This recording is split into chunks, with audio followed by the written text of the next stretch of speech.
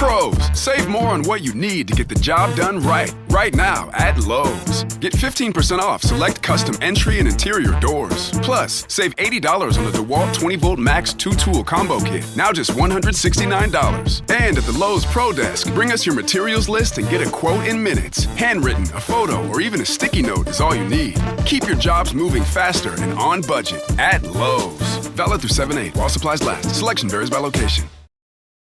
Move out of the way, Wayfair conspiracy. Temu, quit selling those child sex dolls. They actually probably should stop selling those, but get out of the way, you guys. A new conspiracy theory has rocked the internet. Is the website Vinted being used as a cover for child sex trafficking? Then we take a look at a bizarre story of a spirit using a human to write his life story. Well, not exactly his life story. He uses a medium to write his death story. Today on Dead Rabbit Radio.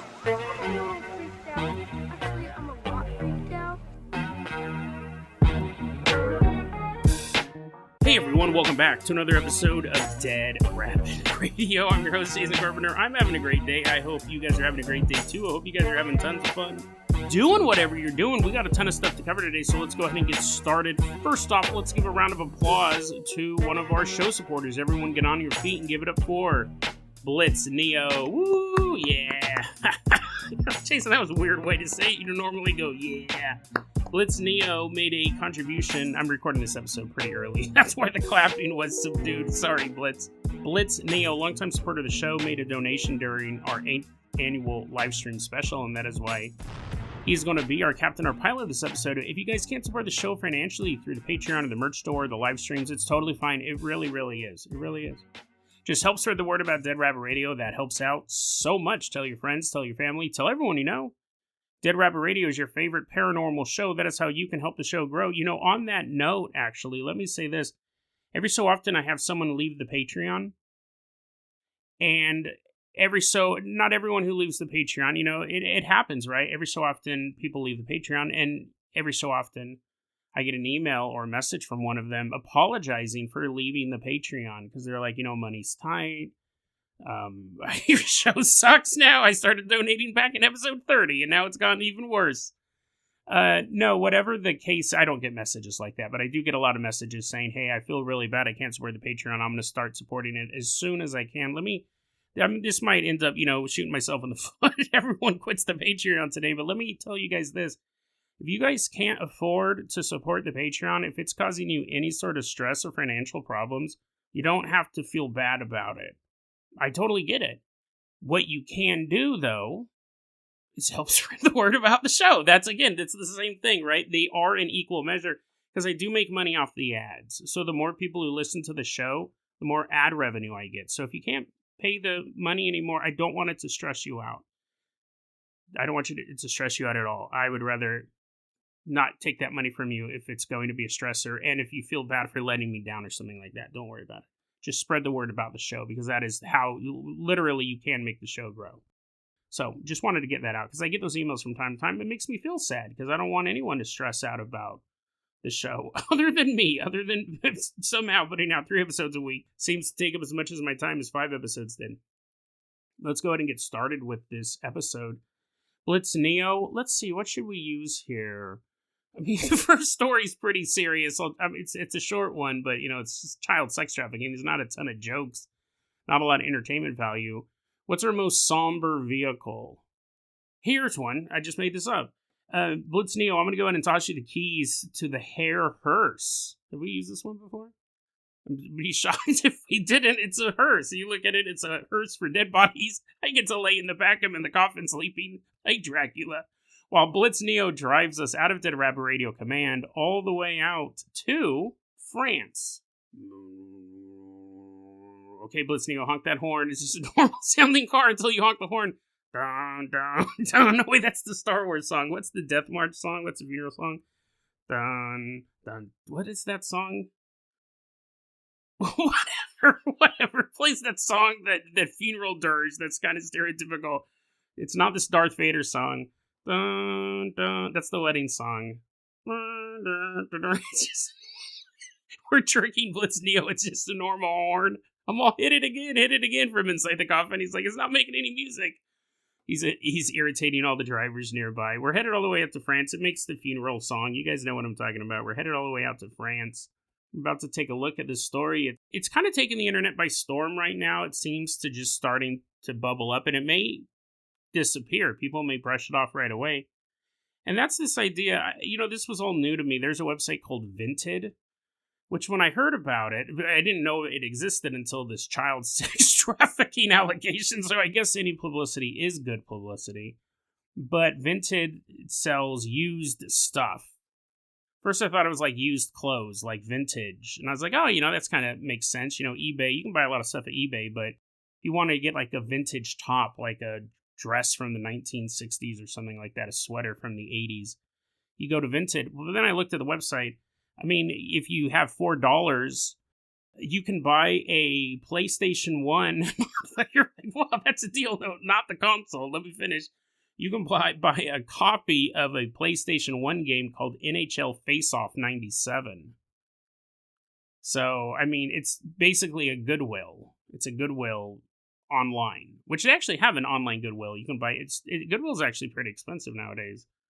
But, Jason, I think you need that Patreon money more than you're letting on. No. It's just, I remember when I was a kid, Goodwill was super cheap, and now you go in there and it's like, what? $4 for a PlayStation 1 game? I don't even know who still owns a PlayStation 1.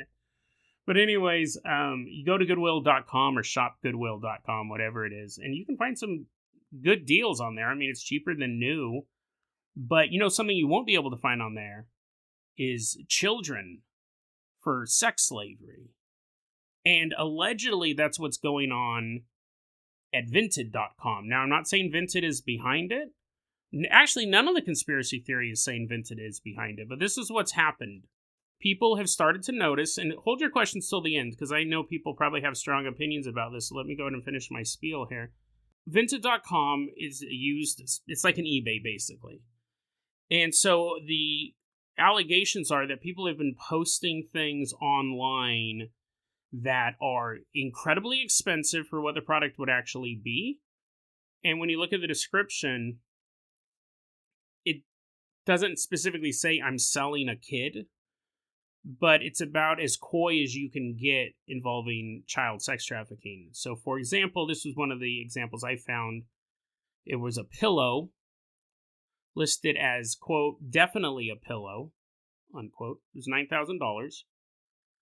And the description of it said, will pinch, not used to it, 9, feels like 12, bouncy. Gross, right? Someone posted this on Reddit. Her name's actually Olivia Girl 16. She said, a friend of mine told me about this whole Vinted allegations involving sex trafficking. Look at what I found. And she posted this. She goes, what is all this about? Now, immediately people called her a troll. They said she was making it up. We don't know if she made it up or not. One of the interesting clues involving this one is that the screenshot she took said the post was uploaded a minute ago. So people go, well, then you obviously uploaded it yourself. And she said, no, actually, I'd been looking for this for a while. She goes, my friend told me about it, and I would look for it just out of curiosity, which I did as well. We'll get to that in a second. She goes, I looked into it out of curiosity. I was never able to find anything, but when I looked into it at nighttime, I saw this. This was the only one I found, but I saw this one. Listen, it's fair to go, hey, that does sound suspicious that it was published a minute before she took the screenshot. However, because she's on Reddit, I looked through her posting history. Everything else she talks about over years, makeup tips.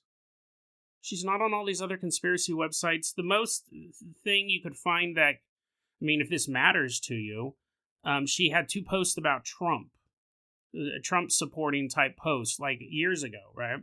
And that may make people go, oh, then she's a troll. That may invalidate her opinion, right? I could care less what people's politics are, except we'll get into that in a second as well.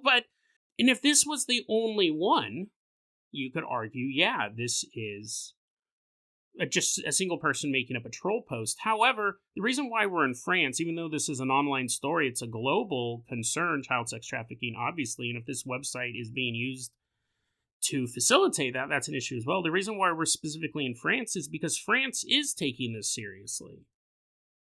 Sarah L. Harry, and I'm assuming I'm mispronouncing her last name. I don't think she's from the Harry family. This is what happened to Harry the Hendersons at the end. When he left, he moved to France. Had a daughter. Sarah L. Harry, she is France's High Commissioner for Children, got a wind of this. The Telegraph covered this. The publication, the Telegraph newspaper, the newspaper covered this story, and because it's being investigated by the French police now. And they have this quote. It says, quote, one advert features a bunny stuffed animal for 1,000 euros and describes the item as a 3-year-old female weighing 2 stone and measuring 91 centimeters. The item is also said to be small, blonde, blue-eyed, and obedient. The selling of an Etch-a-Sketch toy is listed at 6,000 euros. The post, which features sexualized language, describes the item as 13, shy, anxious, and noisy. Unquote. So, is this happening? Is this actually happening? Is this going on? You can find a lot of posts like this. What is seeming to be happening is there's probably a little bit of it's real, and then a little bit of it is trolling. People just doing it to be funny. Not selling their kids to be funny, but you know what I mean.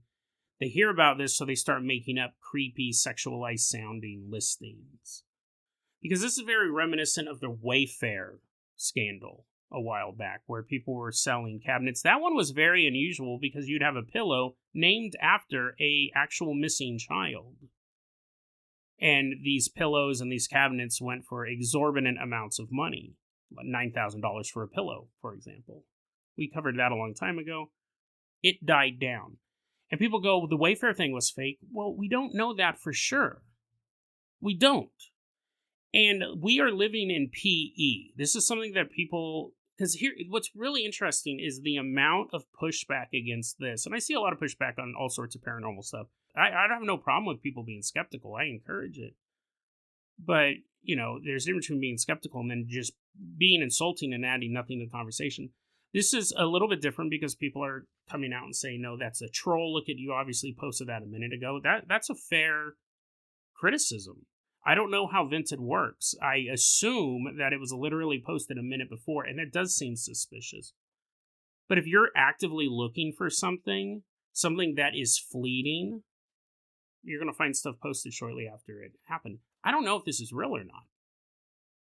I hope it isn't, but I don't know. Just like I don't know for sure if the Wayfair thing was real.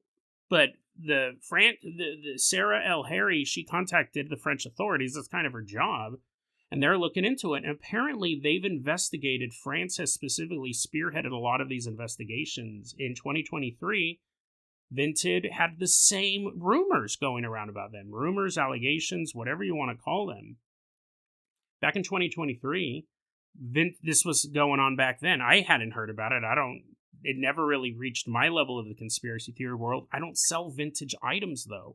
I'm not in those subreddits. I'm not part of that culture. This one has gotten more attention. In 2024, France did investigate Vinted because apparently Vinted was allowing... Again, I don't think they're doing this on purpose, but it's just like an open source eBay type of thing. You can list stuff. Apparently, OnlyFans creators were selling lingerie and bikinis on Vinted and using those profiles to advertise their OnlyFans. And because Vinted is an all-ages website, they were able to advertise to all ages.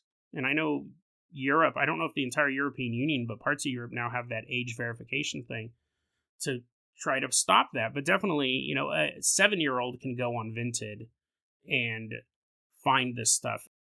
France investigated them for that. France also investigated Temu, AliExpress, Wish, and Shine for selling childlike sex dolls, which are illegal. I know they're illegal in the United States, and apparently they're also legal in the European Union.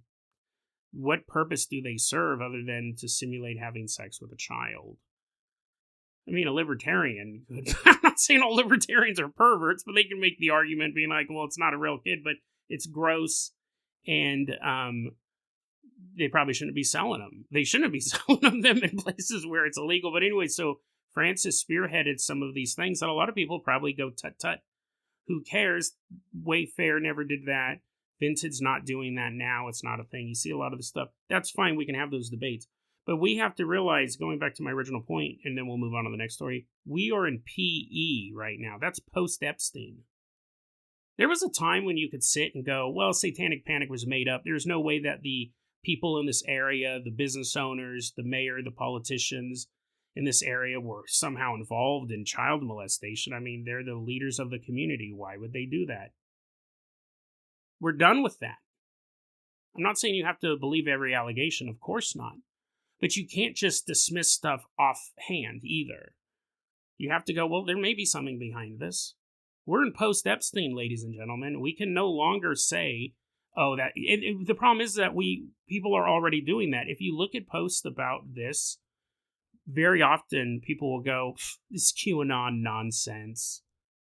QAnon garbage. I was like, guys, we're way past that. There's no more picking sides on this. Child sex trafficking is real. There's a lot of money to be involved. Human trafficking itself involves a lot of money. Billions of dollars a year. Child sex trafficking, it's the same. Makes a ton of money, and it's a ruthless, brutal crime that targets the youngest of us. And sometimes it is the uncle pimping out his niece. 41% of cases are your family member. And that involves all human trafficking, not just sex trafficking, but all human trafficking. It involves a family member, 41%, getting you into this. But that doesn't mean that it's not local politicians, local business owners. It's not regional. It's not presidents, right? We're in post-Epstein now. I have no patience for people who blow this stuff off now. Because, and here's the thing, actually, I do. Because most people, they're like, whatever, I got bigger problems to worry about. And that's fine. But people who talk about the Epstein files, who then tut-tut every single other conspiracy he wasn't the only guy. I hate to break it to those people, but he wasn't the only guy. He had co-conspirators out there. Do you think everyone who purchased services from Jeffrey Epstein went, shucks, I guess I'm not having sex with 7-year-olds anymore? Which, actually, Jeffrey Epstein apparently was never that young. But, you know what I mean. 15-year-olds, 12-year-olds, whatever. Do you think they just went cold turkey? This stuff happens. And you can't dismiss it because it doesn't align with your politics. It's so weird to see people go, oh, this is just more QAnon nonsense. What are you talking about? Now, again, I don't know if this is real. But we can't have that mentality anymore. And I've said this before on the show, and I've said it to friends of mine. If we had paid more attention and taken the satanic panic more seriously, again, I'm not saying all of those stories were true, but some of them were. And if we, back in the 70s and 80s, took the satanic panic seriously, there would be no Jeffrey Epstein. We would have shut that stuff down on a local, regional, national, and international level back then, if people took it seriously. But instead they read 2 headlines that convinced them it was all made up, that the elites in their area were not doing this to children. And not only did it continue and lead to the rise of people like Jeffrey Epstein, it continues to this day.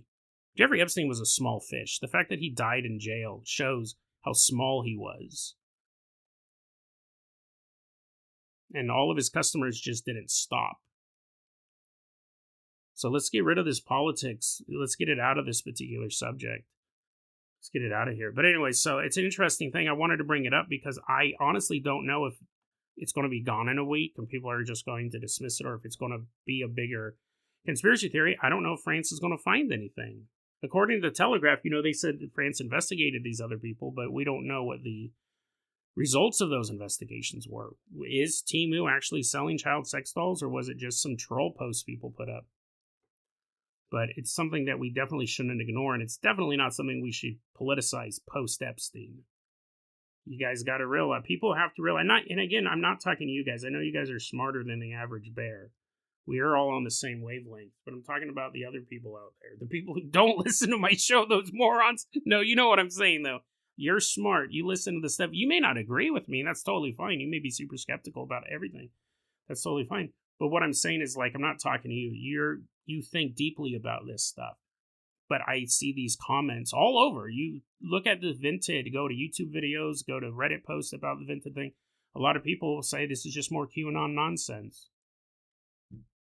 Or it's real, or it's somewhere in between. But don't dismiss it just because someone you don't like politically. And no one ever mentioned that. Nobody ever brought that up except for the people who say, don't pay attention to this. It's more QAnon nonsense. It's weird. Post-Epstein. We should pay attention to all of it. We should take it seriously. Doesn't mean you believe every allegation, because people do make stuff up. Not every satanic panic story was real, but enough of them were. We'll put episodes in the show notes. Baby X is probably my best episode on it. Enough of them are real that we could have locked it down a long time ago, and we didn't. And the problem is that we're not locking it down now either. Blitz Neo, let's go ahead and continue on from that. Yesterday you talked about babies vomiting in food, and now you have to eat it. That's a little heavy. Yeah, I know, it's a little heavier, but we'll go ahead and move on here to a fascinating story that's just starting. Well, technically, it's long over, but for me, it's just starting. I just found this the other day, and I've barely scratched the surface. Blitz Neo, we're actually going to shift gears here a bit. I was going to do a story about a soul trapped in hell. It's a really good story. I think we're going to use that one tomorrow because it's also a little depressing. It's a little heavy, but has a happy ending. I guess depending on your opinions on hell, maybe you think it's a groovy place, but it's a fascinating one. We're going to save that one for tomorrow. Let's go ahead and switch gears here. Blitz Neo, I'm going to toss you the keys to the world-famous Carpenter Copter. We're going to say goodbye to the crazy story we just covered. Why don't you fly us all the way out to a house in the suburbs? We're headed back. The year is around 2012. Pivotal year, the year that everyone died. Remember that? Remember that whole thing about 2012, the world ending and all that stuff? Did I ever tell you guys? I don't know if I ever said this on the podcast. I think the last time it came up, the podcast was newer. I was more afraid of it getting taken down. Now it's more of a legacy podcast, an OG podcast. It doesn't mean it's immune to getting taken down. I might have said this before, so I'm not going to go into great detail, but I have a conspiracy theory about Sandy Hook. Now, not the one you're thinking. Not the conspiracy theory you're thinking of. I have nothing to back this up. I like the best conspiracy theories out there. I wonder if Adam Lanza, that was the guy, right, who shot up Sandy Hook Elementary School. I wonder if he was in some part inspired by the 2012 Mayan prophecy. Not saying that it was foretold thousands of years ago by the Mayans themselves, but because of his fear of the end of the world, he felt it's now or never type of thing. He goes, well, the world's going to end anyways. What does it matter if I kill 20 kids? I've had that conspiracy theory for a while. There's nothing to back it up, but I do think people were driven to, because the world's going to end, right? So what does it matter if you die and you kill all these kids? He definitely had issues with attraction to children. He doesn't have a real manifesto, but we found writings of his about pedophilia. We covered that in an old episode, the school shooter pedophilia connection. They do seem to go hand in hand. There are connections there. It was interesting the other day, I watched a lot of police body cam videos on YouTube, and this was actually a Chris Hansen investigation, this one, but there was a man who had cancer, and the doctors gave him 3 to 6 months to live. So he tried to hook up with a 14-year-old girl and have sex with her while they were both high on cocaine. He has I'm not excusing it. I'm not saying it's a good decision, but if this guy had always fantasized about that, and he has 3 to 6, and he did pass away, the cancer was real, he passed away after his arrest, not immediately.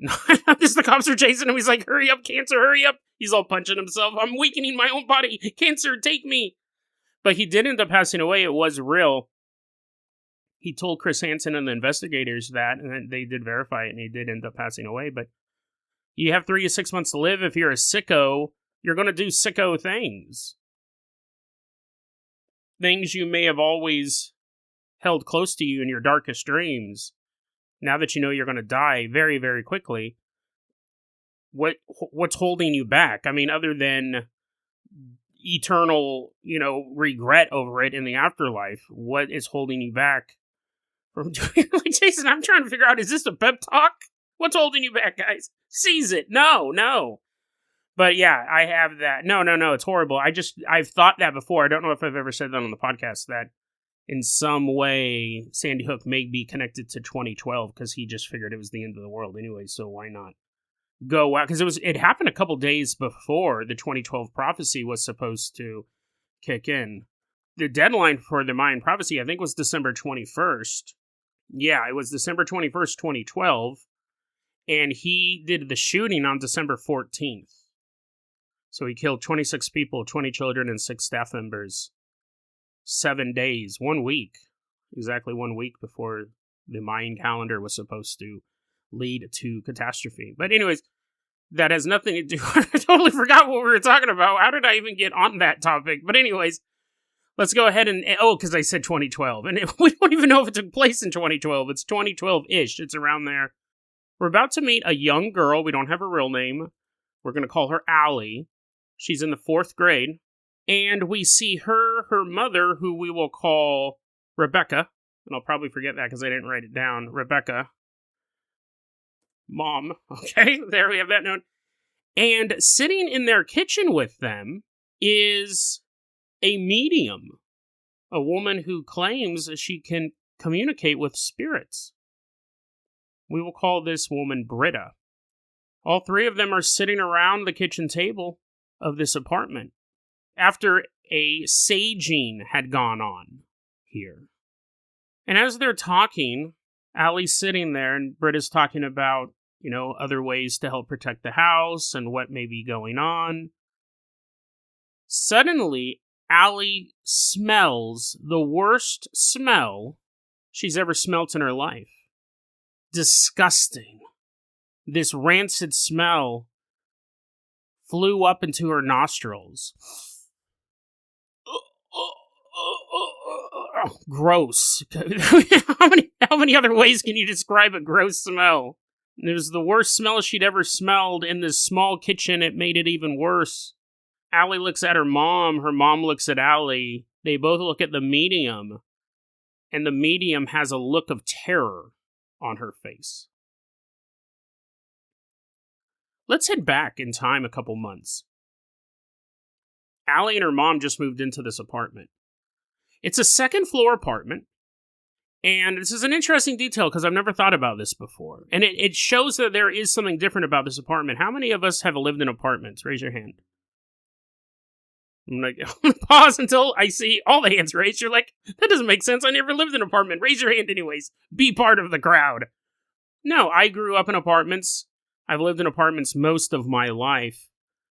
And it sounds like Allie and her mom also, the single mom, she's kind of moving around here and there. Not a complete vagabond, but this isn't the first time Allie has moved into a new place. What was interesting about this one, Allie goes, this was a 2nd floor apartment, and the floor beneath us was unoccupied. The apartment beneath ours never had anyone living in it. The entire time they stayed at their apartment, no one ever moved into the downstairs apartment. And for some reason, she can't figure this out, because she's an adult now. She posted this story as an adult years later, 14 years later. She goes, I can't really understand why I felt this way, but I was incredibly creeped out by the fact that no one lived beneath us. That directly under our feet sat an empty home. And it is interesting to think about, right? I never thought about it before. I usually live in 2nd floor apartments. I prefer it. Safer from zombies.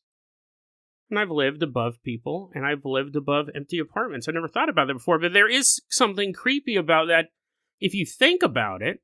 But then you'd go, someone will eventually move in there.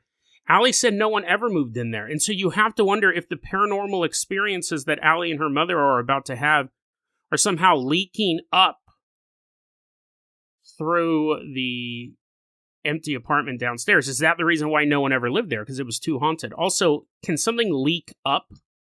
I guess seep is the word I was looking for. Seeping up.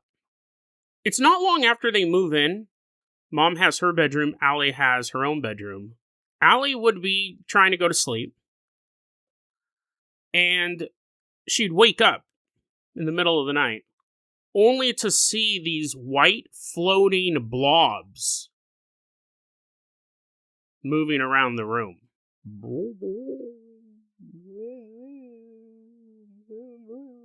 They didn't make noise, but, I imagine they would. Maybe her ears were still asleep. She'd see these white floating blobs, and they'd float around the ceiling. They were pretty high up, and she would watch them ooze and goop around the room. And obviously, the first time it happened, it scared her to death. She jumped up out of bed. She ran to her mom's bedroom. Mom, there's something in my room.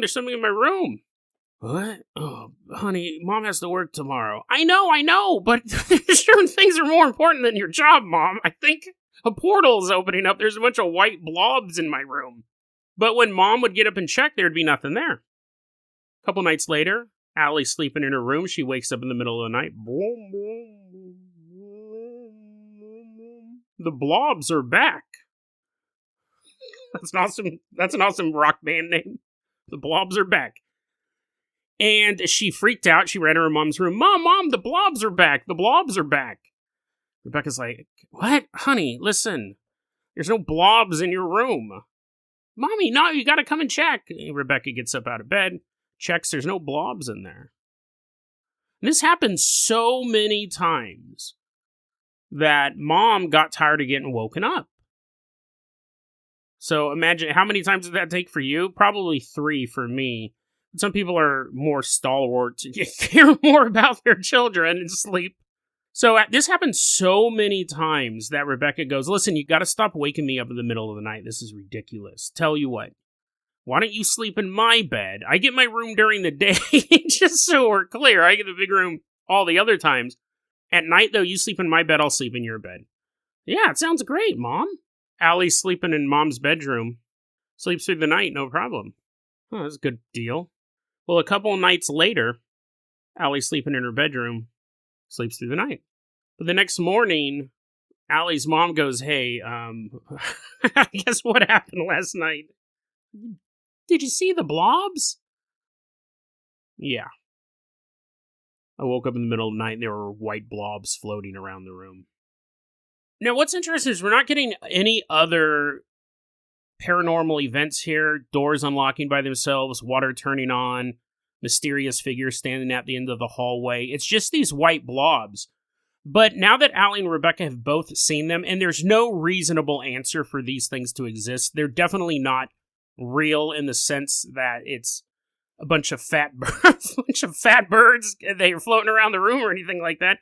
It's obviously paranormal. Rebecca contacts Rebecca's sister. She's talking to her sister about it. She's like, yeah, this place is pretty good, except for the mysterious floating blobs that are keeping us awake. I'm sure at this point, Rebecca's just sleeping in the bedroom with Allie. They're probably sharing a bed at this point. But Rebecca tells her sister, and her sister goes, oh, you know what? I actually know a medium. I know a medium. And that is, Allie goes, to be honest, I don't remember what we called her. Might have called her a spiritual healer, medium, something like that. She goes, I don't know the exact term that Britta used, but she said she had these abilities, and my aunt vouched for her. So Rebecca ends up calling Britta, and Britta goes, tells her, hey, listen, I think there's something in my house. I think I'm having some sort of paranormal activity. And that's when Britta goes, okay, perfect. No, I'll help you, but don't tell me anything about what's going on. Because when I do these investigations, I like to go in blind. Okay, that's fair, right? You don't want to go in with, because sometimes people will do their own investigations or they'll have guesses. They'll go, they could go, oh, I heard a rumor that a little girl hung herself in this bedroom, or I heard a rumor that there was an abusive parent here, blah, blah, blah. Medium wants to go in clean slate. Well, a couple weeks before Britta arrives, Allie is having a sleepover. Come on, guys, let's go sleep in my room. That's so paranormal. We're bringing in outside help. Allie's having a sleepover, and she invites her friend Jill. These are fake names she gave them. She goes, I invited my friend Jill, but Jill had a twin named, not really named Jack, but those are the names she gives. And they were a package deal. I can never just hang out with Jill, so Jack came over as well. I really wasn't friends with the guy, but again, it's a package deal. She goes, we're having her sleepover, we're having fun. Well, when it's time to go to bed, we sleep on the bedroom floor. She doesn't specify if it's her room or the mom's bedroom. Right? If you bring guests over, you might not want to bring them over into the haunted room. But who knows, right? To have privacy, and actually, I'm pretty sure it would be her room. I think the mom would go, I'm not going to have a bunch of kids in my room. I need to sleep, so. But we don't know. It's a bedroom in the house. Allie is deep asleep when she wakes up in the middle of the night. And that's when she sees there is someone standing in the doorway of the bedroom. A woman, but not her mother. She goes, this woman was either Hispanic or Native, based on facial features, skin tone, things like that. She was dressed in what could only be described as pilgrim clothing. And this woman, this apparition, I mean, it looks like a real woman, but it's not. It's a fully formed apparition.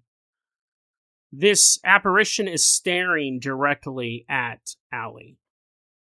Allie's staring directly at her. She can't take her eyes off her. It's startling. Whether or not it's a ghost, I mean, what would be scarier? A ghost or an actual human living woman standing in your doorway? You have a home invader. She is dressed like a pilgrim. I don't know how dangerous they are, the cosplay criminals. But Allie's looking right at her, the woman staring right at Allie. That's when the woman slowly begins to walk through the bedroom.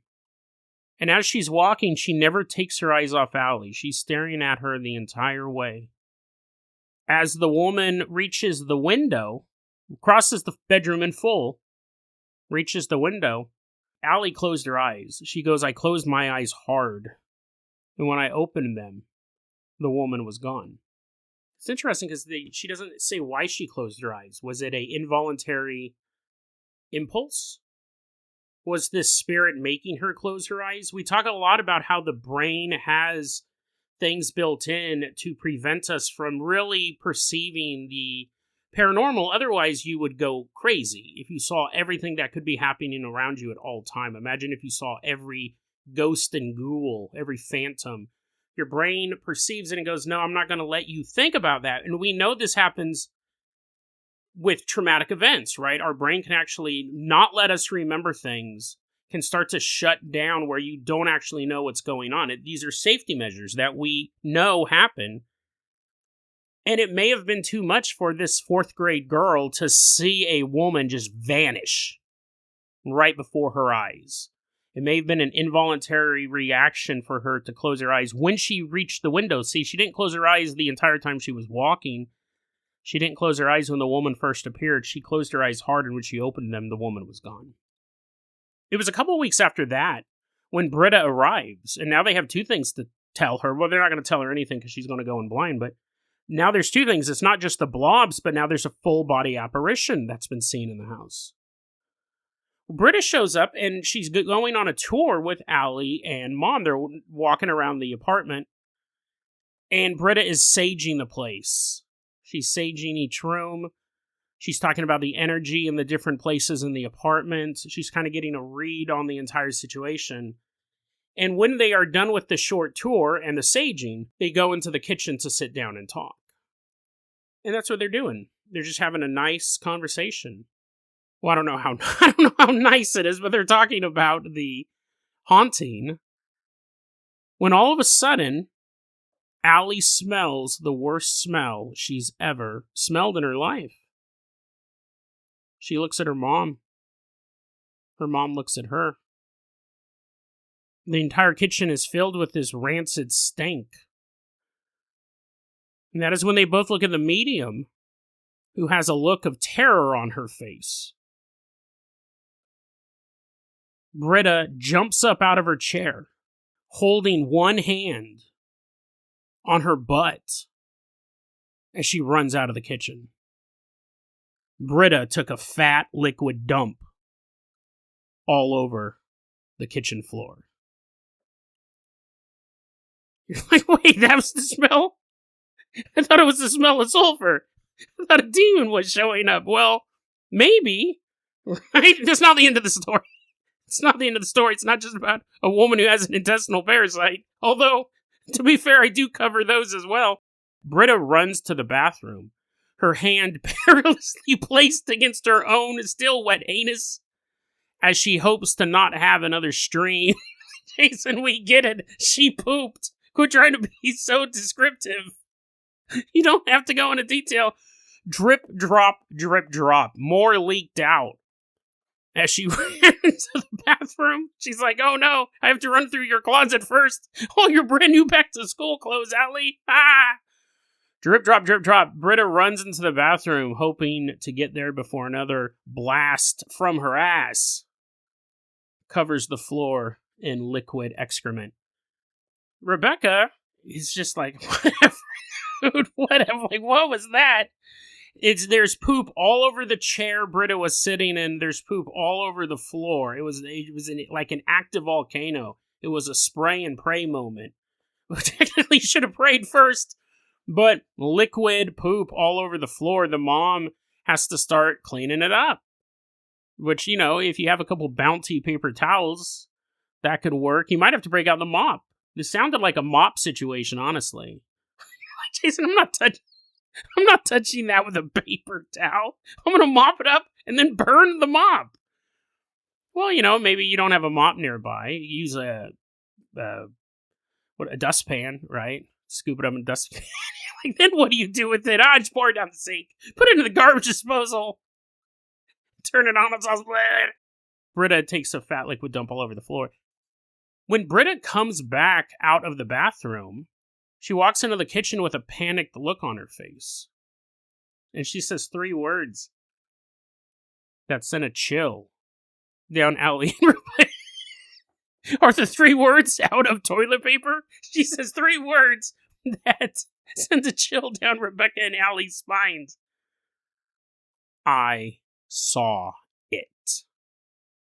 Now, this is a really funny witness, right? Allie she's a first-hand witness. She was there and she's telling us this story later. And she said, Britta began to tell us all about this entity. And here's the thing. So when I first read this narrative, I thought she saw it in the kitchen, and that's what made her violently poop all over the place. But I read it a couple times like I usually do, right? I gotta get my notes together.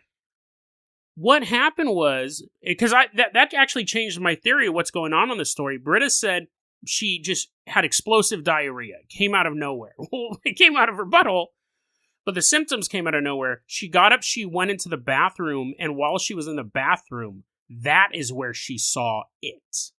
And I'll go into more into detail in that in a second, because I have a theory about that. But what happens is, so Allie goes, this woman, Britta, I honestly don't remember everything she said after that, because I was still stuck on the fact that she had literally shit on our kitchen floor. Which would make sense, right? She's like, this is the demon, and this is how to destroy it. And Allie's like, huh, what? What's going on? What's that horrible smell? Mom, why'd you put it in the kitchen sink? But Allie does say she does remember one thing clearly, something that stuck with her entire life.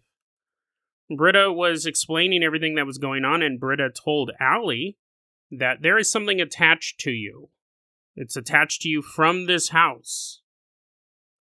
But there is a protector for you as well. I saw, this is what she saw in the bathroom. Allie doesn't remember that. But she goes, I see with you. I see a protector with you, Allie. It's a big black cat. Specifically a black panther. A fearsome beast is here to protect you. And when Britta said that, Allie's mom goes, yeah, that makes a lot of sense. Allie turns to her mom like, what? Mom says, a long time ago, I prayed that a protector would be sent to watch over you when I wasn't able to, when I wasn't around, or in those moments where you may face danger and I can't help you for one reason or another. I prayed for a protector to be sent to you. And the way I visualized it, what's the most fierce yet beautiful animal? Black Panther. I prayed that a Black Panther would be sent to protect my daughter. Allie had never heard that before. And neither had Britta. This was something that Rebecca kept close to her heart. That she had prayed for a protector, specifically a Black Panther, to watch over her daughter. Britta or Allie never knew that, and Allie goes, there is no way Britta could have known that. I definitely didn't know that. Apparently, even after the saging, after this whole meeting, the activity didn't stop. Allie tells us that none of this, it didn't seem to hurt or help the situation. And eventually, as families do, they moved out of the apartment, not because of any paranormal reasons, but just for reasons. But when Allie became older, she got a tattoo on her arm. Tattoo of a Black Panther. This is one of those stories that, again, I find super interesting. We talk about why I choose stories to cover on this show, because at the end of the day, this is just something that somebody posted online. It's a story that somebody told. And I know, there are listeners out there who don't like these types of stories. But this is, first off, the bulk of paranormal encounters. They're first-person stories, and we don't have many ways to verify it. There are sometimes clues that stories are true, and one of the clues are nothing changes. They either end, well, eventually the activity stopped, or even after this big climatic event, everything kind of played out the same. The haunting was, this is what's interesting, and that is kind of, people who make stuff up have climaxes and crescendos and all sorts of stuff. And then a denouement, a kind of a lesson to be learned. That's an easy sign to spot a fake. What's interesting about this is that, remember, the haunting that they were facing was fairly low level. And what I mean by that, they were never in any physical danger from this thing, which again makes me think that the actual haunting was happening downstairs. They were getting the seep effect. Because a full body apparition is incredibly hard. You have to be an incredibly powerful spirit to pull something like that off. And that would be the woman standing in the pilgrim clothes, who I do believe wasn't just a residual haunting, because she was staring directly at Allie. It wasn't just the recording being played out over time. The white blobs, the pilgrim woman, but there was no hair being pulled, there was no hands reaching out from underneath the bed to grab them, no dreams of being chased through the darkness as claws reach out from all sides. But still high-level haunting stuff. Full-body apparition is something that most paranormal investigators never see. They may experience voices and touch. They may get EVPs. But seeing a full-body apparition is quite rare. But what happens when they brought in an outsider? Like I said, when I originally looked at the story, I thought that she saw it in the kitchen and it was so scary she pooped herself. Britta. But that's not what happened. She pooped herself and then she ran into the bathroom, and that's where she saw it. And I believe that whatever was in this apartment wanted to separate Britta and appear to her in the bathroom. Maybe in some ways it's restricted to the bathroom. We've done episodes. I gave a presentation at the Oregon Ghost Conference about bathroom ghosts and how bathrooms do seem to attract the paranormal. We have all the running water. We have old pipes. A lot of times there's limestone used in the construction of older toilets, older tile. All of those things can increase the energy of a spirit. Even though, so I'm wondering if it gave her the diarrhea, because here's the thing, if you were fighting about the stomach flu, or if you'd recently eaten at Arby's, and you weren't feeling good, you could say, hey, I want to come over to your house, but I can't come over today, I'm feeling sick. It sounds like this burst of diarrhea came out of nowhere. I mean, obviously, right? She pooped all over the floor. When's the last time you had an uncontrollable bowel movement that you didn't know was coming, right? Sometimes I'm sick to my stomach and I'm like, oh, I better go to the bathroom. I'm wondering if this entity attacked her bowels. I mean, having explosive diarrhea is not only embarrassing, if you can inflict it on somebody, it's quite violent. And I'm wondering if this entity did it to Britta to separate her from the mother and daughter because it wanted to show Britta its true form.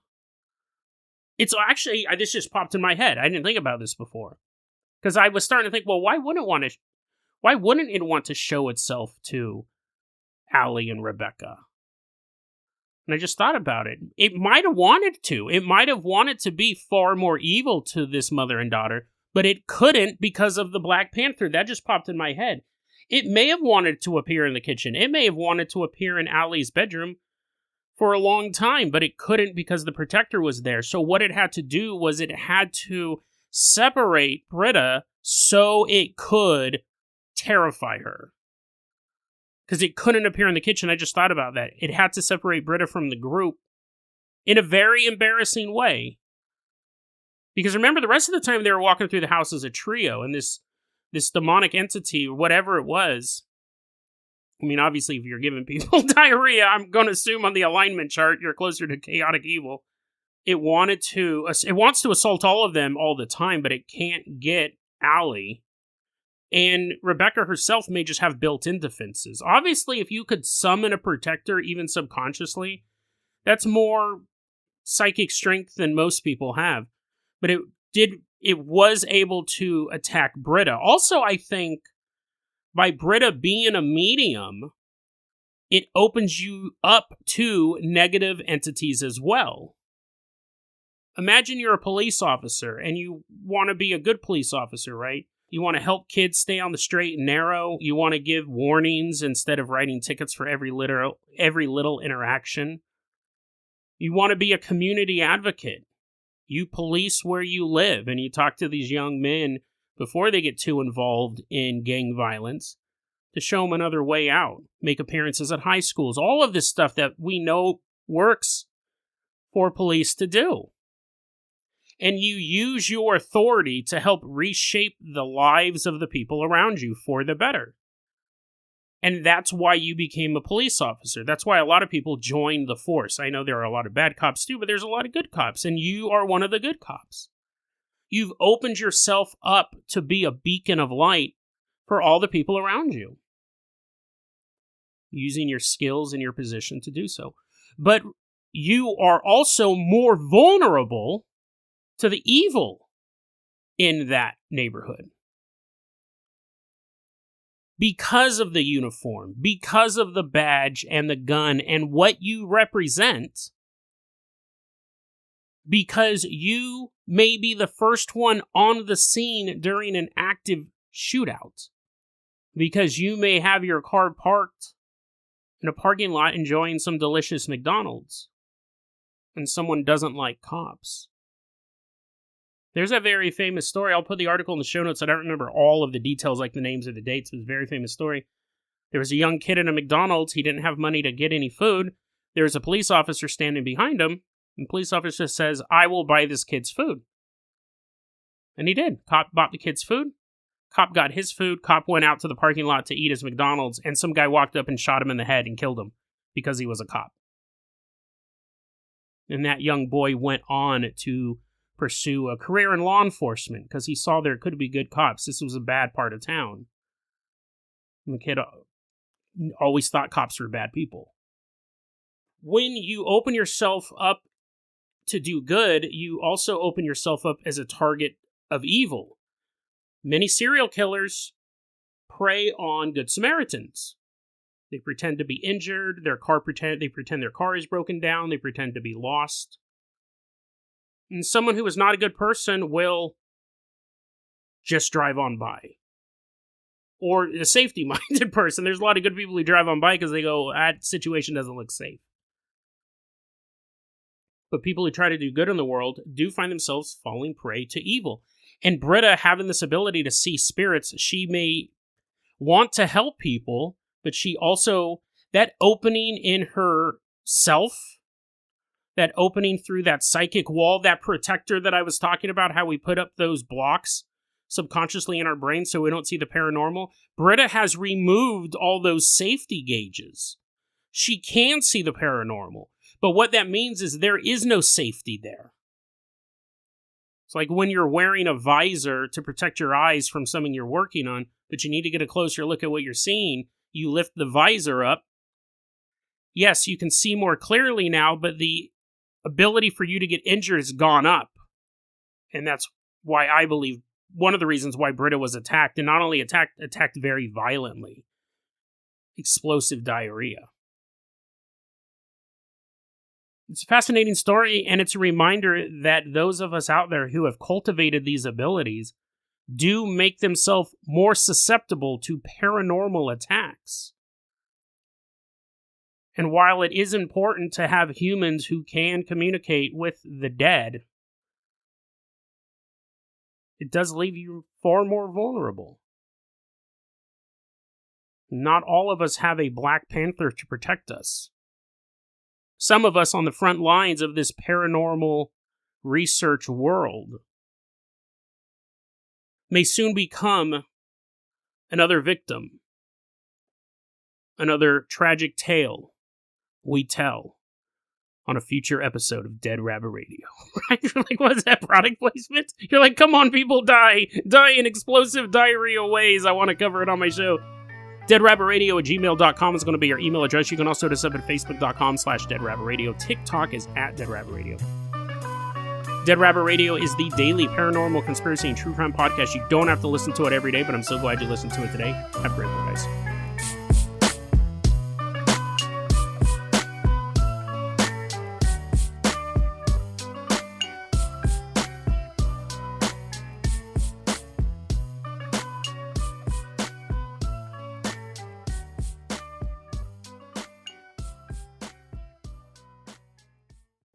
Summer is here. At Orderly Meds, we know this time is a reminder that life is full of new beginnings. Whether you're celebrating the nice weather, starting a new chapter, planning a vacation, or simply looking ahead to what's next, this season can be the perfect time to invest in yourself and your health. If you've struggled with weight loss and are curious about GLP-1 medications, Orderly Meds can help you learn about your options. Through a simple virtual process, you can connect with licensed medical professionals who can determine whether treatment may be appropriate for you. Getting started is fast, convenient, and happens online from the comfort of home. This summer, consider a new approach to feeling your best. Visit orderlymeds.com/podcast to learn more. That's orderlymeds.com/podcast. orderlymeds.com/podcast. Because every new season is an opportunity to take the next step forward. Compounded medications are not FDA approved. Eligibility required and determined by a licensed provider. Individual results may vary. See website for details.